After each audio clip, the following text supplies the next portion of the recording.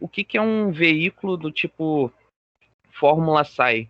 É um veículo, né, que é produzido aí e desenvolvido desde a parte de projeto até a construção mesmo do carro, por alunos de engenharia de diversas faculdades do Brasil e também do mundo, né? Tem competições internacionais. E eles competem num campeonato organizado pela SAI Brasil. E lá tem diversos quesitos que as equipes devem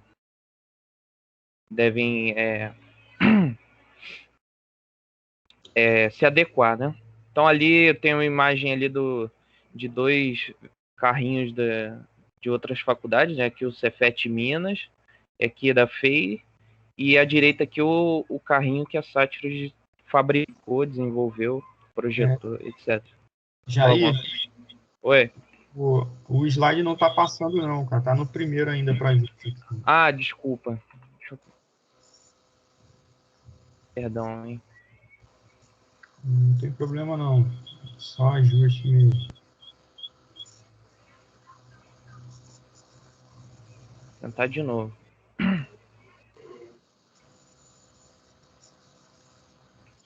Aí, foi? Eu acho que foi. Agora tá passando. Beleza. Então aqui, como eu tinha explicado, né? Peço desculpas aí, pessoal. Se acontecer de novo, vocês me avisem, tá? Beleza. Aqui eu estava falando, é o nome do projeto, nome real, né? Não vulgarmente conhecido, que a gente conhece como telemetria e tal, mas não é só isso. E aqui as imagens, né? O carrinho, não sei se vocês estão vendo aí, o carrinho da Cefet Minas, FEI, e esse aqui o que foi desenvolvido pela Sátiros, o Fiusa 019. Aí dá para ver a imagem, tá passando certinho? Tá passando. Agora, Beleza. aquisição de dados. Isso. Então vou comentar aqui um pouquinho, bem brevemente, sobre aquisição de dados. Porque o que acontece? Pelo menos eu, né, quando se falava de aquisição de dados, para mim o que eu pensava era Fórmula 1, telemetria e tal.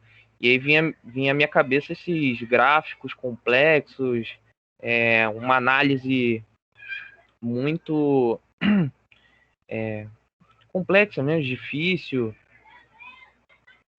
algo fora da minha realidade, né?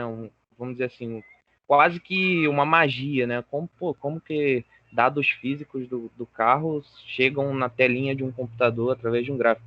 Mas a aquisição de dados pode ser o simples cronometrar de uma volta de um carro. Pode ser análise qualitativa. Então eu posso anotar, ó, hoje o céu está limpo, amanhã eu vou lá, anota hoje está nublado. Isso é uma aquisição de dados. Então a ideia aqui é quebrar essa ideia de aquisição de dados, alguma coisa difícil, complexa, de difícil acesso, né? Então, a aquisição de dados pode ser desde informações vitais do carro, como pressão de óleo, temperatura de motor, que são informações que a equipe tem que ter do carro e só são acessadas de maneira via computador, via transmissão sem fio e tal. Mas também pode ser coisas tipo desempenho, como tempo de volta, clima, umidade do ar, etc. Então a ideia mais ou menos é mostrar que a aquisição de dados é mais do que telemetria, essas coisas que a gente vê aí na televisão, tem notícias aí. Então o nosso projeto, basicamente, ele é desenhado como essa representação aqui, não sei se vocês estão conseguindo ver. Então, basicamente, da esquerda para a direita aqui, eu fiz uma representação, a gente tem os dados são transmitidos, recebidos e são analisados em uma estação de supervisão. É mais ou menos isso. Então vamos falar aqui um pouquinho, começando da esquerda para a direita, essa parte inicial. Aqui, na área dos dados, esses dados são representados por sensores.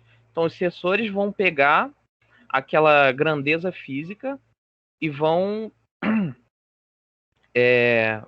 vão registrar o que está acontecendo. Então, se a temperatura está alta, está baixa, é o sensor que faz esse papel.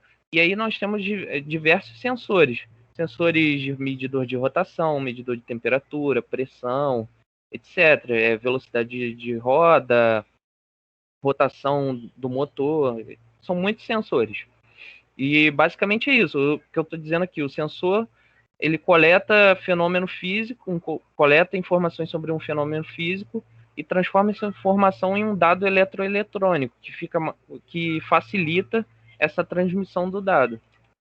Então aqui dois tipos de sensores, né, muito importantes, principalmente aí na equipe, mas não só na equipe, né, no setor automotivo eles são muito importantes, que é o sensor da roda fônica, que basicamente ele vai marcar ali os ciclos daquela roda com os dentes. Então, cada faixinha ali que você tem uma falta dos dentes, ele vai contar um ciclo e aí, com o poder da computação e tal, a gente consegue tirar algumas informações.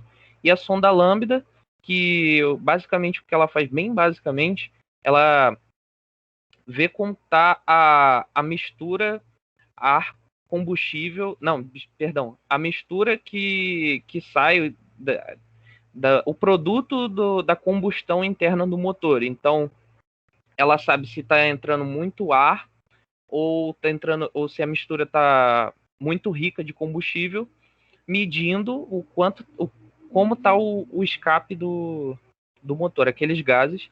E aí o sensor vai medir, a gente vai pegar essa informação através de um algoritmo. A gente vai trabalhar essa informação e tomar algumas atitudes, né? Então, após os sensores, a gente tem que falar um pouco dos microcontroladores, né?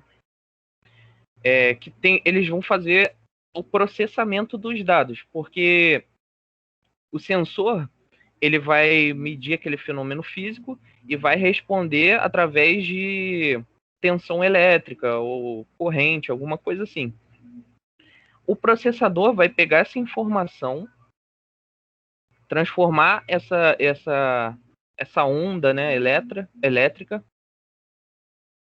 em informação. Então, se eu tiver uma onda do tipo tal para o sensor, ele envia tal informação, faça isso, ou faça aquilo, ou então só repassa a informação, alguma coisa do tipo.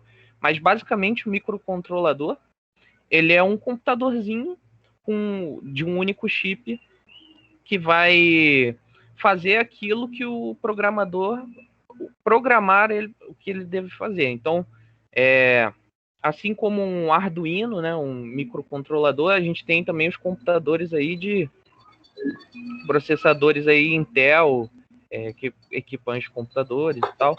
Mas basicamente é um computadorzinho que vai tomar algumas decisões a partir do que o programador pediu. Aí aqui uma foto do processador que a gente usa, né, no projeto, que é o ESP32. Então, basicamente, aqui a gente tem um chipzinho, né, que é o microcontrolador dele. Algumas entradas, uma entrada aqui, acho que é USB, que vai fazer o papel do serial para eu poder programar o que ele deve fazer. E, basicamente, a escolha do ESP32 se deu devido ao baixo custo. Ele é muito barato, assim, comparado aos outros processadores, ele é barato, ele é acessível, a gente consegue encontrar ele de maneira relativamente fácil, a gente consegue comunicar bem com os motores, com os sensores do motor, perdão, e ele consome pouca energia. Além disso, através de um transceiver, a gente consegue fazer a comunicação serial entre ele, a comunicação RedCAN entre ele e outro ESP32. Eu vou falar mais um pouquinho para frente o que é a RedCAN. Então, já vou falar agora. A RedCAN, né, que eu falei, né, que o transceiver, através do transceiver a gente comunica dois processadores, é uma rede criada pela Bosch nos anos 80, basicamente, a ideia da Bosch, quando ela criou essa rede, era substituir grande quantidade de sistemas com muitos fios. Então, o que acontecia? Se eu tivesse que comunicar alguma coisa em uma máquina, eu teria que, a cada processador, fazer uma ligação.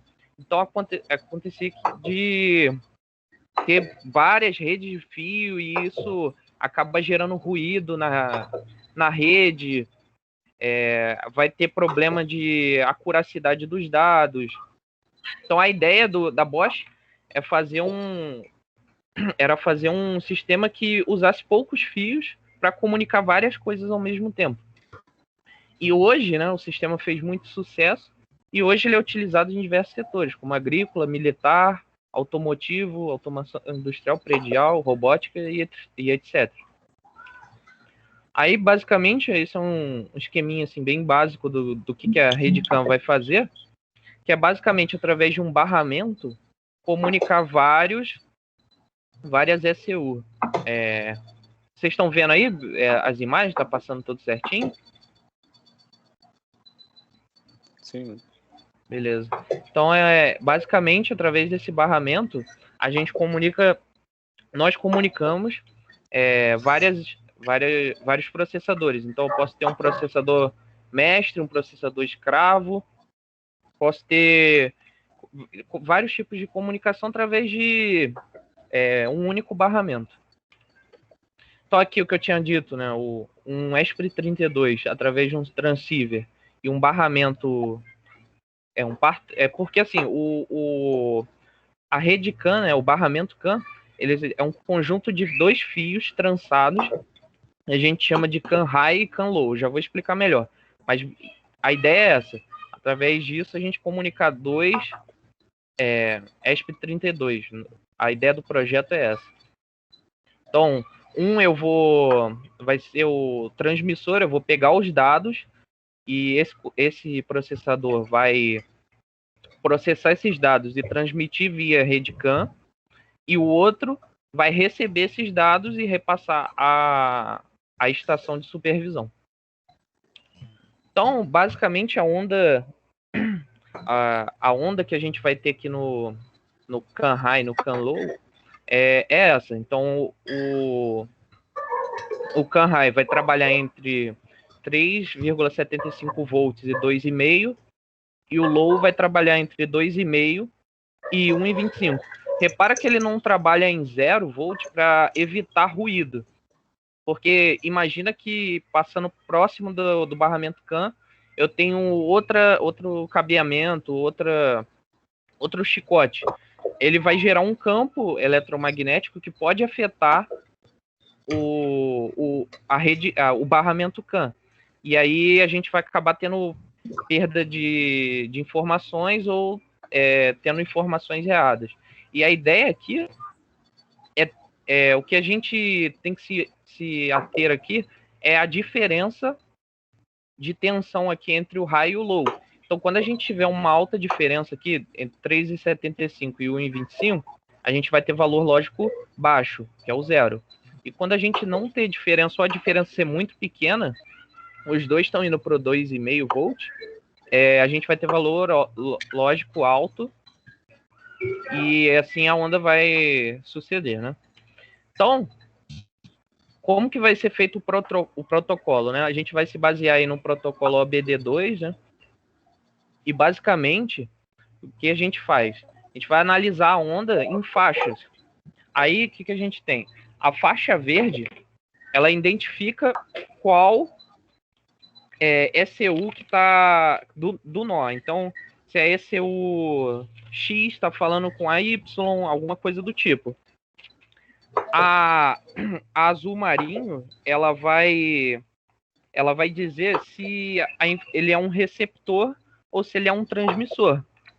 Então, se eu quiser ordenar, eu tenho um processador mestre, então ele vai transmitir essa informação e o escravo vai receber essa informação. Esse amarelo, a faixa amarela, a gente vai definir o número de bits que os dados vão trabalhar. Então, No nosso caso, que é o OBD2, a gente trabalha com o OBD2, são 8 bits. E aqui no vermelho, a gente é a parte dos dados, é a parte de informação. Então, se eu estiver falando de determinado sensor, então ele vai ter um valor aqui na faixa dos dados. Se eu estiver falando de outro, se eu quiser passar alguma informação do sensor e tal, vai ser aqui nessa faixa vermelha que a gente vai trabalhar. É basicamente isso. E como a gente sabe qual sensor é qual? Qual tem que ter o número X, qual tem que ter o número Y? Lá na tabela OBD2 da norma SAI-J 1979, já vem todas as informações que a gente precisa. Então, cada tipo de sensor já vem na norma especificado. Aí, voltando aqui para a representação, agora já falamos aqui da primeira parte, eu vou falar um pouquinho dessa parte intermediária, bem brevemente, que é a parte em que o dado é transmitido e recebido sem conexão física, né? Então a gente vai transmitir via wireless. Então, o módulo de transmissão que a gente vai usar, transmissão e recepção, vai ser o XBee. Ele é um módulo que é em áreas abertas, né? Que é o nosso caso. A gente vai trabalhar num autódromo, então é um espaço aberto. Em espaços abertos, ele atinge cerca aí de 14 km, segundo o fabricante. Trabalha com uma potência baixa de saída e utiliza o protocolo Zigbee, que é um protocolo já muito difundido aí no mercado, até equipamentos de residência utilizam esse protocolo, é bem simples. Ele tem um baixo custo e tem uma acessibilidade legal. A gente consegue encontrar ele aí com preço bom e facilmente no mercado. Não é tão difícil de achar. Aí o transmissor vai enviar, né, através do protocolo Zigbee, o receptor vai receber o dado e a ideia é que o receptor passe para a estação de supervisão. Então, vou trabalhar aqui na representação na parte final. Então, aqui só uma imagem, aqui, um print do terminal do protocolo Zigbee. Aí, à esquerda, a gente vê aqui a recepção dos dados. Ali, à direita, a gente vê a configuração. E tal, não é tão complexo essa parte do protocolo Zigbee. Enfim. E aí, beleza, o transmissor transmitiu o dado. O receptor recebeu. E agora? O que a gente tem que fazer? A gente tem que mostrar para o usuário os dados, mas não de qualquer maneira. O usuário ele não é obrigado a saber como é esse meio caminho, né? Ele só quer saber o início e o final. E quer que os dados estejam o mais próximo da realidade. Então, para fazer essa interface gráfica, a gente utiliza o software da National Instruments, que é o LabVIEW, que foi criado aí nos anos 80 pela National Instruments, como eu disse. E a linguagem dele é bem simples e trabalha com a parte gráfica. A gente conhece como linguagem G, ela é realmente muito simples, não tem muita dificuldade de trabalhar com ela, e ela proporciona resultados bem legais. Então aqui, um exemplo aqui é um códigozinho bem simples do LabVIEW. Aqui eu tenho um for, que vai ficar rodando 15 vezes, como está definido ali, e ele vai pegar o 10 e vai multiplicar por um número aleatório e vai exibir na tela. É só isso. É bem simples o código, vocês veem que não parece assim muito um bicho de 7 cabeças, não uma bruxaria. Enfim, também eu estou pedindo para ele fazer uma coisa simples, mas em geral não é muito difícil o código, a linguagem. Aí a ideia, eu peguei essa foto de um TCC do Guilherme, que trabalhou com a gente lá na Sátiros e fez o TCC em cima disso, né, de Redcam e tal, trabalhando. com isso. A ideia é fazer uma interface dessa, mais ou menos, com os mostradores, mostrando ali temperatura de ar, água, enfim, o que for demandado pela equipe. Claro que a gente tem aqui tem os sinais vitais, né, que a gente já sabe de antemão que a equipe vai precisar saber aquilo, porque sem aquelas informações pode ocasionar uma quebra do motor, alguma coisa assim, muito que vai gerar um estrago muito grande para a equipe, né? Mas a gente também pode pegar ali informações como velocidade de roda, acelerador, volante, rotação, enfim, diversas coisas. A ideia é fazer uma interface mais ou menos como essa daqui que o Guilherme está mostrando. Então, só recapitulando aqui a nossa representação, o que a gente tem? Lá na esquerda, os dados representados pelos sensores, né, que vão pegar a informação, o fenômeno físico, transformar em sinais elétricos. O processador vai processar esses dados, vai enviar para o transmissor vai enviar via wireless para o receptor, recebeu, e esse dado é mandado para a estação de supervisão. E aí a gente vai lá na estação de supervisão, faz um programinha que vai mostrar isso com maior clareza possível ao usuário, que vai analisar e tomar certa medida. Sei lá, imagine que o motor superaqueceu. Então, o usuário lá vai ver, provavelmente vai ser alguém relacionado, por exemplo, se eu estou falando de motor, vai ser provavelmente alguém que trabalha na equipe com relação ao motor. Ele vai tomar uma decisão, por exemplo, pede para o piloto ligar a ventoinha. E aí vai passar da ordem para o piloto liga a ventoinha para tentar sanar o problema. A ideia é essa. Então aí as referências bibliográficas que eu utilizei, basicamente foram duas. A do Vitor, né? Que foi um aluno do Cefet que trabalhou com a gente na elétrica, foi gerente da elétrica, da Sátiros.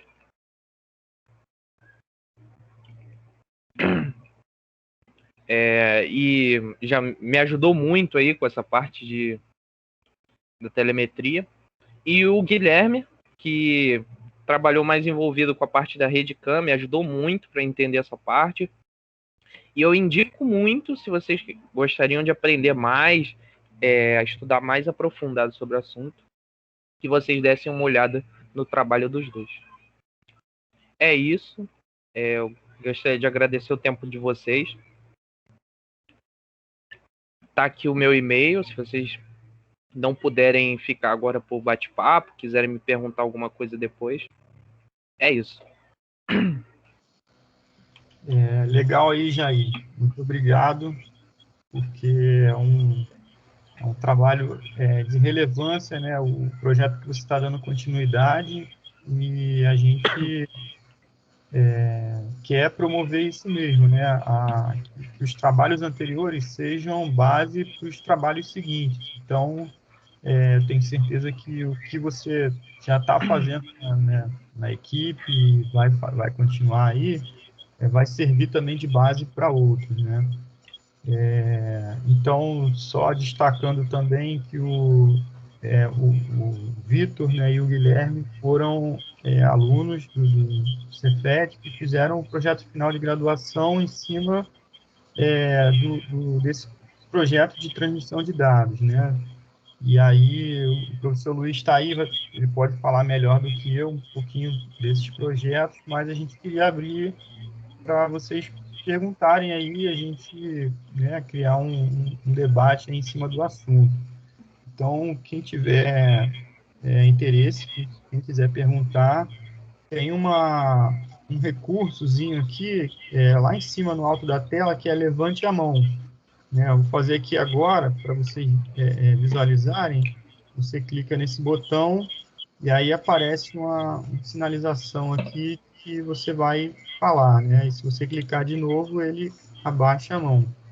Então, quem quiser fazer alguma pergunta para o Jair ou, né, para mim também, eu sou professor coordenador do projeto Fórmula SAI lá em Nova Iguaçu, e o professor Luiz, que também está aí no chat aqui, também trabalha nesse projeto, né, e a gente faz parceria aí para orientar os alunos. Então, queria também dar o... Eu esqueci de falar, o professor Luiz, ele orienta, né, o trabalho aí do projeto de aquisição de dados. Enfim, acabei esquecendo de falar, peço perdão aí. Não, sem problema, gente. Ele falou que não vai te orientar, não, só por isso. Beleza. Alguém aí tem alguma pergunta, alguma questão?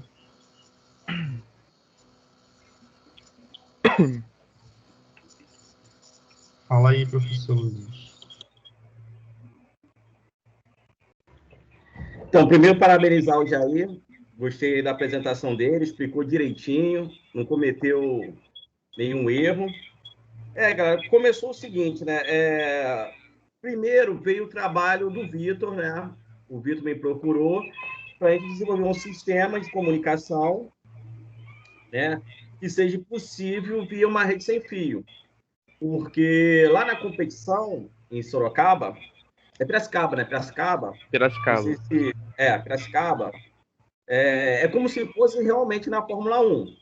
Então, você tem os carrinhos lá fazendo as suas voltinhas e as equipes vão pegando os dados dos carrinhos, né, via essa rede sem fio. Os carrinhos têm anteninha, que nem o nosso também tem, etc e tal.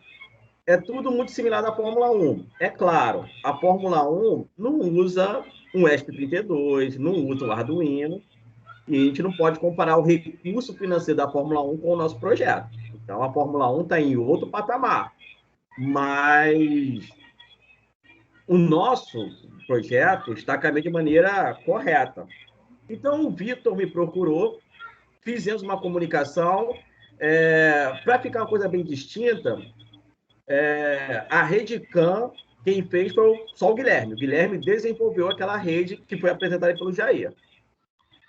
O Vitor, na época, o nosso interesse, como a gente estava começando, aprendendo, estudando, era apenas fazer a comunicação do carro, se comunicar via uma estação de supervisão, ou seja, um computador, mas de uma maneira sem fio, né? E com uma determinada distância. O experimento que o Vitor fez, né? A gente não fez com o carro em movimento em si. Mas o que nós fizemos? Nós ligamos o carro lá na usinagem, como ele está lá até hoje, está lá.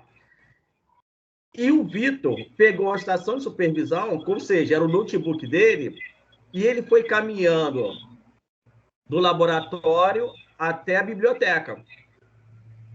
E mesmo com todos os aparatos do Cefet, muro, parede, bebedouro, várias coisas que podiam atrapalhar, nós conseguimos pegar os dados. E isso empolgou. Só que, como o Jair apresentou, se a gente pegar cada sensor do carro, cada informação, fio por fio, e levar a um microcontrolador, é uma quantidade de fio absurda. Não se faz mais isso. Então, desenvolveu-se a RedeCam. E, nesse momento, o Vitor defendeu o trabalho dele, passou com louvor, já está tendo mercado de trabalho. O Guilherme deu continuidade ao trabalho do Vitor. Então, o que o Guilherme fez? O Guilherme, ao invés de pegar cada sensor ponto a ponto, desenvolveu uma RedeCam. Ele criou, ele realmente desenvolveu, fez um código e tudo mais. Ele desenvolveu a RedeCam, no qual a gente pegou vários dispositivos sensores do veículo e continuamos mandando sem fio. Nós tentamos, com o trabalho do Guilherme, juntamente com o do Vitor, fazer um artigo, o Paulo também estava envolvido, sendo que um dos testes que falta a gente fazer, utilizando a RedeCam, é ver o seguinte: como o Jair falou, tem uma limitação de distância desse equipamento. Sendo assim, utilizando a RedeCam, a gente quer ou o carrinho em movimento, a estação, né, o notebook parado, ou o inverso. O carrinho no laboratório parado, a pessoa ir caminhando com o notebook e a gente analisar a perda do sinal, a potência do sinal, ou seja, até onde nós podemos ir e aquele dado realmente vai ser confiável. Porque lá em Piracicaba tem setores lá da corrida que possuem um morrinho. Será que esse morro não vai atrapalhar a gente na hora de aquisitar o sinal? Então, assim, existe agora esse estudo, que, a princípio, segundo o Paulo, eu acho que é o Jair que vai dar continuidade ao trabalho do Guilherme. É um trabalho muito interessante, tá? Mas eu sou da automação, o Paulo ele é da mecânica, mas nada impede de qualquer aluno aí se interessa sobre o assunto, queira pesquisar e tudo mais, para a gente conversar, bater um papo e desenvolver. Tem muita coisa para se fazer. Inclusive, Jair, eu já vou te pedir na frente de todo mundo, você pesquisar uma comunicação nova, que se chama LoRa. Lora, Você... eu já ouvi de falar, mas bem rasamente. Cara, então, ela está sendo aí a menina dos olhos azuis agora do pessoal. Então, assim, eu confesso a você, eu também estou aprendendo, estou lendo aqui, fazendo alguns testes, mas já vai, né, dando uma olhada nisso daí, que é algo promissor, cara. Beleza. Então, galera, eu só fiz esse comentário, mais uma vez aí, está de parabéns, e parabéns para todo mundo que está envolvido no projeto. Cada um aqui, né, de maneira direta ou indireta, está colaborando com o projeto. Tá ok, galera? Parabéns aí para todo mundo. Vai, Paulo. Obrigado aí, Luiz. E a ideia é continuar mesmo, né, o projeto. Jair, eu assim, não tenho perguntas específicas assim para fazer, até porque eu não sou diretamente dessa área de elétrica, né, de telecomunicações ou de controle e tudo mais. Mas, assim, só para entender um pouquinho melhor, você mostrou alguns slides que o caminho é o seguinte: você tem um sensor, faz a aquisição do dado do sensor, e aí você processa esse dado num software, né? Geralmente, assim, eu trabalho com outras áreas que também têm aquisição de dados, e a gente tem software para fazer essa aquisição e depois o processamento do dado também, porque às vezes você quer fazer, não sei, temperatura, né? Você pensa assim no painel de um carro comum mesmo. Quando a temperatura atinge certo valor, acende uma luz no painel, né? Como se fosse um alarme, um aviso.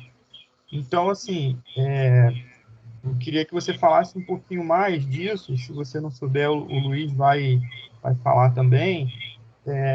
Qual software que é usado, que é usado de programa? A gente sabe que tem o Arduino, que é a placa, que é a controladora que faz a interface aí, mas o próprio Arduino tem uma interface software para você mexer, ou você usa...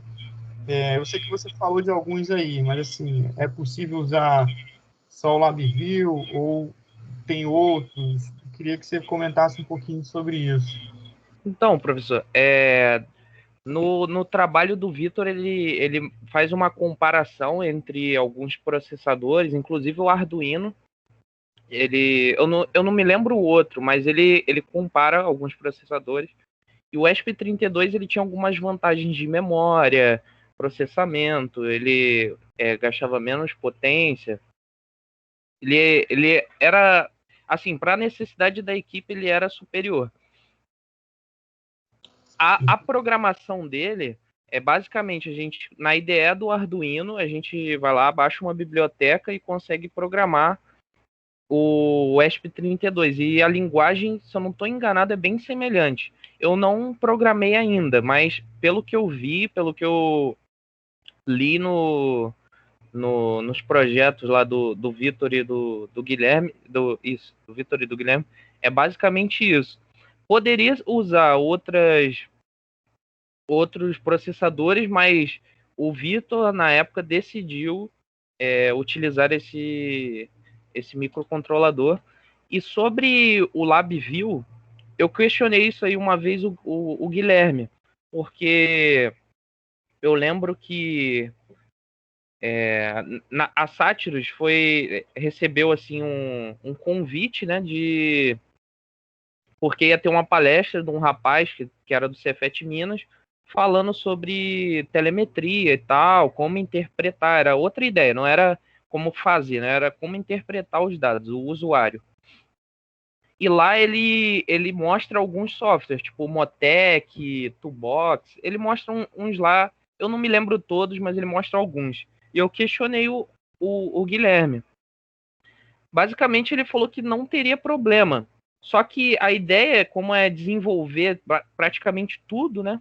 Pro projeto, acho que seria mais benéfico para quem está desenvolver também o software de interface. Tá respondida a tua pergunta? Tá sim, tá sim. Para quem não conhece, o LabVIEW é um software da National Instruments, que é uma fornecedora de hardware e software, assim, a nível internacional, né? E além de hardware e software, eles também tem uns hardware que já tem sensores, né? Então, esse software, que é o LabVIEW, você consegue programar, né, para diversas áreas, né? E então você cria uma interface, né, que tem até um nome, esqueci o nome do painel que se dá, né? São as Esqueci VIs, né? as VIs são linhas lá do LabVIEW, mas você tem supervisórios, né? Você cria um supervisório e aí você consegue manipular os dados, criar essa interface de alarmes, interface gráfica, você vê um reloginho, né, mostrando o nível, né, que está medindo em cada sensor. Então, para quem não conhece, quem tem interesse nessa área, vale a pena dar uma pesquisada sobre isso aí. O professor Luiz levantou a mão aí, quer falar novamente. Você explicou direitinho para o engenheiro mecânico, hein? É que você tá bobo não, hein, Paulo? Cara, porque é o seguinte, muita gente confunde, né? Às vezes as pessoas pensam que o LabVIEW é um supervisório. Não. O LabVIEW é um software, é uma ferramenta na qual você cria o supervisório. Supervisório para quê? Por exemplo, eu trabalho junto com o Guilherme em placa solar, o aluno está desenvolvendo um supervisório através de LabVIEW para coisa de placa solar. O Guilherme e o Vitor fez para carro. Você pode fazer o que você quiser. Só que toda vez que a gente fala de instrumentação, e eu sou da instrumentação é caro demais. E claro, nós vamos utilizar o LabVIEW porque nós temos a licença. Então, sem sombra de dúvida, escolhemos o LabVIEW.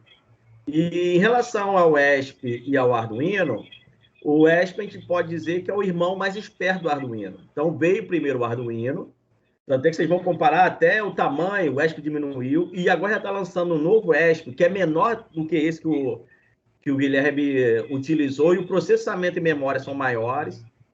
Então, na verdade, utilizou-se o ESP, por ser teoricamente barato, algo que gasta em torno de uns 45 a 70 reais o valor de um ESP, e o LabVIEW foi justamente por isso, para a gente já ter uma licença e de ser um software que, teoricamente, ele é fácil de programar. Tem muito material na internet, vídeos.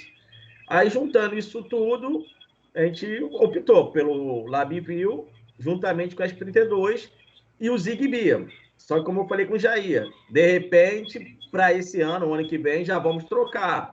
Vamos deixar de usar o Zigbee e começar a utilizar o LoRa. Beleza? Era isso aí. Perfeito, professor. Foi bem no ponto, né? O LabVIEW, realmente a ideia é essa, né? Desenvolver a instrumentação.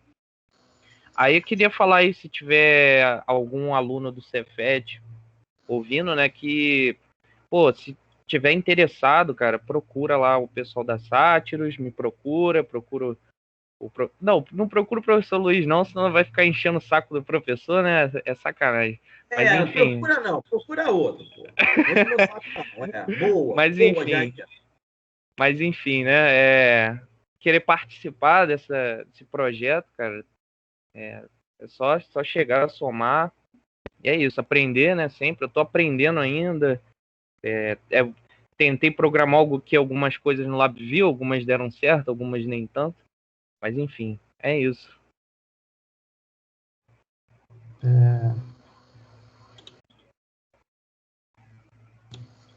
Beleza, Jair. Eu cliquei no microfone aqui uns 300 vezes, ativou e desativou. A gente já está caminhando aí para o final, né? A gente falou aí alguma coisa sobre a ideia desse projeto. E quem, de repente, não quiser perguntar agora, como o Jair falou, né? Quiser enviar uma mensagem para ele depois, né? Eu vou deixar aqui nos comentários aqui do chat também o endereço da página, né, da Sátiros, da equipe Sátiros. Lá você acha não só o Jair, mas os outros participantes e tem a oportunidade de conhecer um pouquinho mais da equipe também. Aqui com a gente tem a Johanna, que também faz parte da equipe, né? Ela é aluna bolsista do projeto dessa parte de elétrica.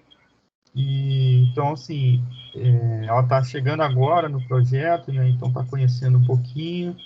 Mas quem tiver interesse em conhecer, né, segue lá a página, dá um like lá nos vídeos, né? Tem bastante coisa lá que só pela página lá no Instagram já dá para vocês terem uma ideia da equipe.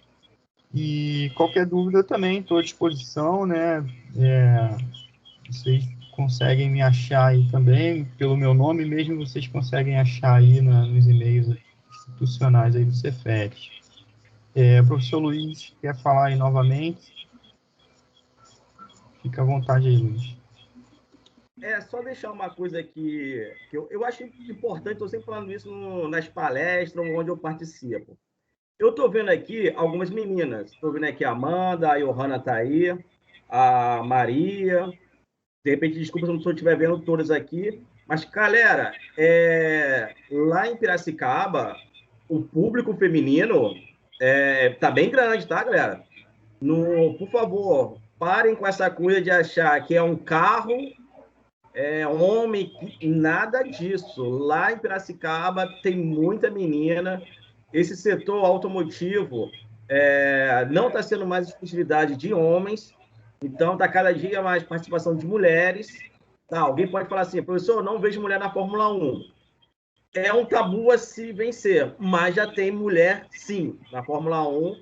Algumas equipes já têm mulheres fazendo teste, tá? Então, realmente tem. E parabéns pelas meninas aí que estão no projeto e aquelas que quiserem conhecer um pouco mais, entre em contato com a rapaziada aí e não percam essa oportunidade. Valeu? Professor, queria lembrar, na Fórmula 1 a gente tinha até pouco tempo uma mulher bem forte na Fórmula 1, né? A filha do Frank Williams era tipo um dos grandes nomes aí da Fórmula 1. Então não tem nada a ver, menina.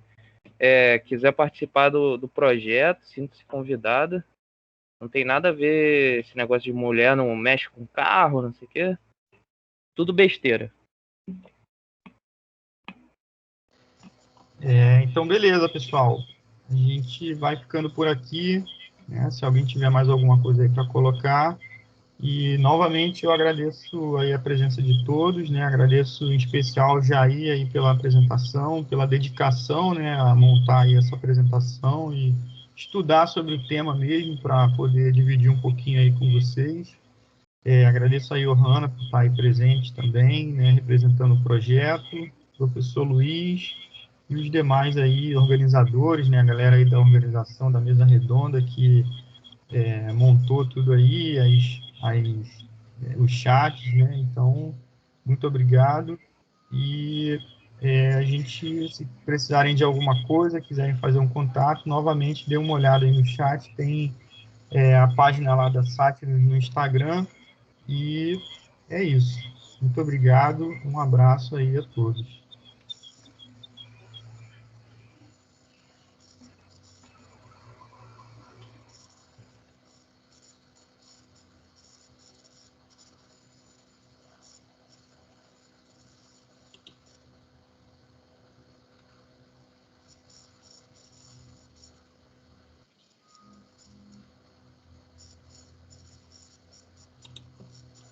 Boa noite.